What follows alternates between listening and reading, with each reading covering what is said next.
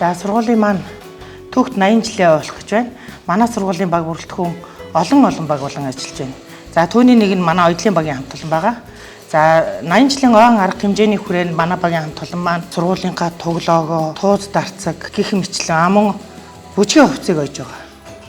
Нийтдээ 500 гаруй метр тууз дарцаг ойсон байна.